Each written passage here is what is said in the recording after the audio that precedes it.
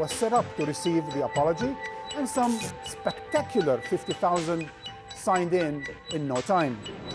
So what lessons are we to draw from this? Well, first, a picture can be worth more than 1,000 websites.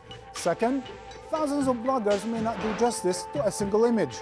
And third, if you're lucky enough to personally witness the downfall of a dictator, wink at the camera. Those days come once in a lifetime. And that's the way it goes. Write to me at empire@aljazeera.net or go to our website. Until next time.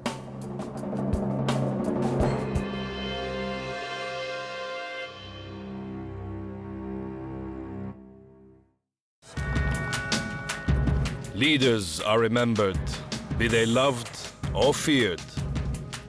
Alone they are inscribed on the pages of history. But what of the men and women whose hands build their monuments and whose blood stains their battlefields? The people who, against all odds, wield the power to reshape history. People in Power, at this time on Al Jazeera.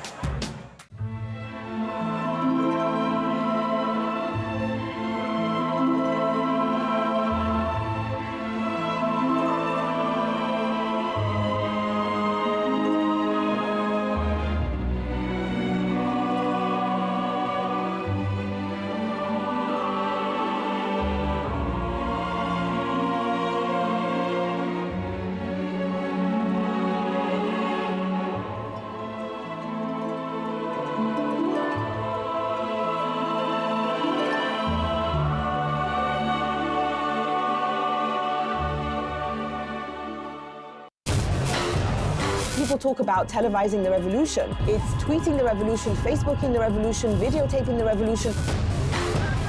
A new world driven by new media.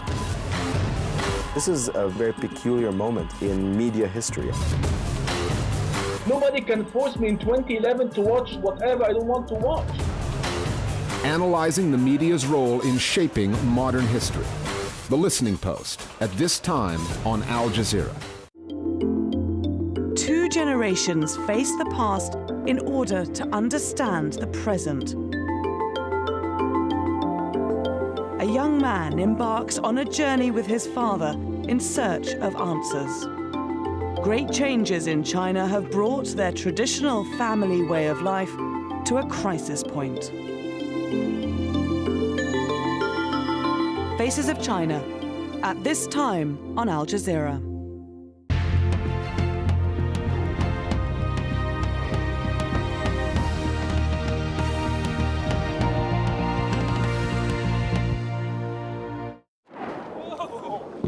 The battle for Brega, rebels take on the might of the Libyan Air Force in the oil-rich town.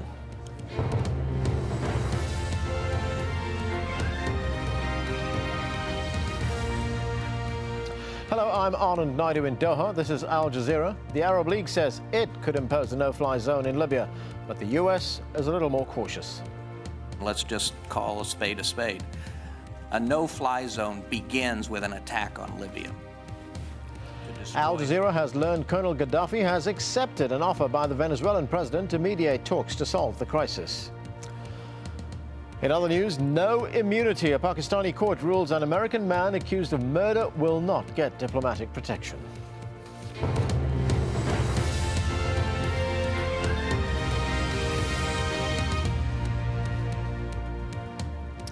It's 9 o'clock in the morning in Libya, and the country is waking to another day of chaos as the uprising against Muammar Gaddafi continues.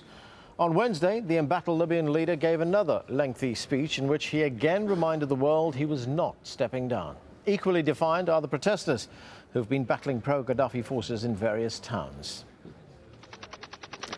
This video uploaded on the internet is said to show rebel forces repelling a major counter-offensive by pro-Gaddafi troops in Brega. This footage has not been independently verified. Rebels took control of the oil export terminal a week ago.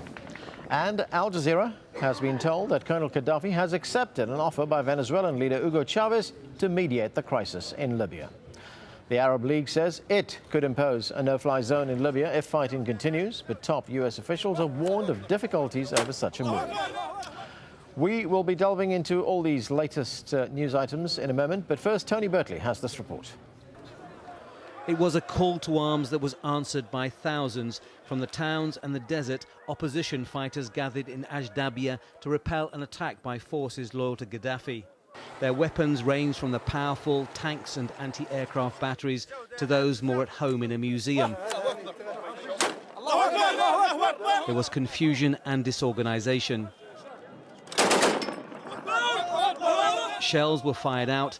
Complaints returned as residents ahead explained they were coming under fire from their own side. What about the capability? I mean, you've got a lot of men here and you've got a lot of weapons. Can the men use the weapons? God willing, they will learn to use the weapons effectively. The conviction of the volunteers has to be admired. The capability is open to question. Gaddafi's forces were said to number around 300 men. They attacked the strategically important town of Brega at first light, and witnesses said they began firing indiscriminately. This is in the morning. Many people come in mafia for Gaddafi. He killed many people in the morning.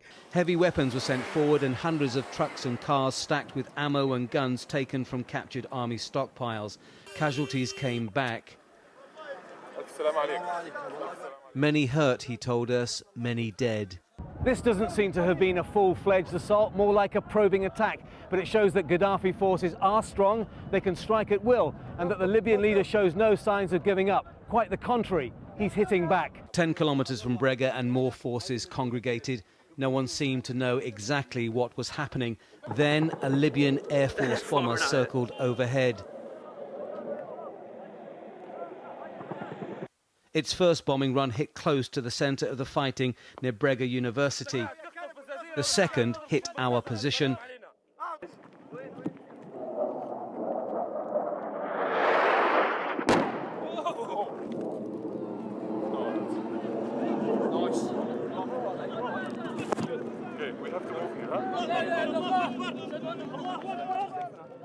Landing 70 meters away. Miraculously, no one was hurt. Then Gaddafi's fighters fled. We suddenly saw some Toyota cars with anti-aircraft batteries. They started firing mortar rounds. The shells fell near us. They left behind spent mortar, shell and machine gun casings and 10 dead civilians. 21 people were wounded, including a 7-year-old boy who survived a bullet lodged in his nose. These people who were killed, were they fighters or were they ordinary people? Ordinary people. Ordinary people. He is going when Gaddafi's people. He is coming to university. 2 of the bodies were said to be of Gaddafi fighters. It was claimed one carried ID showing he was from Niger in Africa, but it's hard to verify. Despite the howls of bravado, this brazen attack has provoked both fear and anger and reminds everyone of the violent threats of Gaddafi. On Wednesday, we witnessed why the opposition is desperate for a no-fly zone and why it may not have the military capability to liberate all of Libya by force just yet. But this conflict seems far from over, and the question is how many more Libyans are going to die before it is. Tony Bertley, AlJazeera, Brega, Eastern Libya. AlJazeera has learned that